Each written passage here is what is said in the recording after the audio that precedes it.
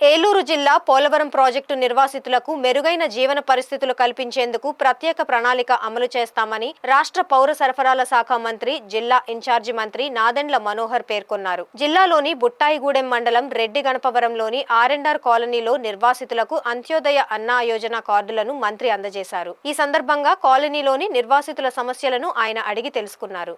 ఈ సందర్భంగా మంత్రి మాట్లాడుతూ బహుళార్థ సాధక సాగునీటి ప్రాజెక్ట్ అయిన పోలవరం ప్రాజెక్టు నిర్మాణానికి భూములు ఇచ్చిన 35,000 మంది నిర్వాసితుల త్యాగాలను తమ ప్రభుత్వం ఎప్పటికీ మర్చిపోదని అన్నారు. వారిని ప్రభుత్వం అన్ని విధాలా ఆదుకుంటుందన్నారు. నిర్వాసితులకు ప్రతి నెల 35 కేజీల బియ్యాన్ని ఉచితంగా అందిస్తున్నామన్నారు. నిర్వాసితుల కుటుంబాలలోని యువతకు ఉద్యోగ ఉపాధి అవకాశాలు కల్పిస్తామని అన్నారు. వచ్చే విద్యా సంవత్సరంలో తల్లికి వందనం పథకం అమలు చేస్తామన్నారు.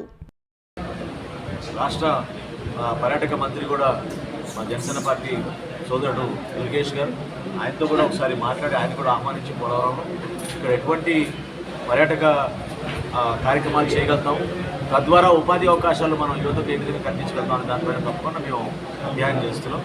నేను రాష్ట్ర ప్రజలకి జనసేన పార్టీ అధ్యక్షుడు పవన్ కళ్యాణ్ గారి తరఫున, పార్టీ తరఫున, రాష్ట్ర ప్రభుత్వం తరఫున పోలవరం ప్రజలందరికీ కూడా మేము హామీ ఇస్తున్నాం.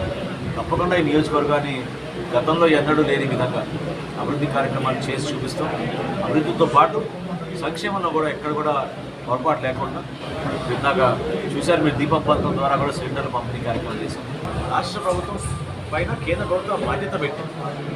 ప్రతి కుటుంబానికి మనం ఆహార ధాన్యాలు అందించాలి.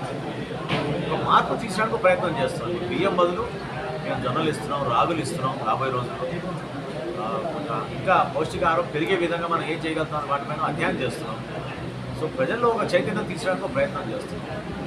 బియ్యం అనేది ఇక్కడ ఏముందంటే ధాన్యం కొనుగోలు చేసినప్పుడు 40 లక్షల మెట్రిక్ టన్నులు మేము ధాన్యం కొనుగోలు చేస్తే 26 లక్షల మెట్రిక్ టన్నులు మేము సీఎంఆర్ రైస్ తర్వాత మేము పీడిఎస్ రైస్ ద్వారా సరఫరా చేస్తున్నాం మన ప్రజలకి. సో రైతాంగాన్ని కాపాడాలి, అదేవిధంగా నాణ్యమైన సరుకు మన ప్రజలకి ఇవ్వాలి. రెండు బ్యాలెన్స్ చేసుకుంటూ వెళ్ళాలి ఈ డిపార్ట్మెంట్. Thank you.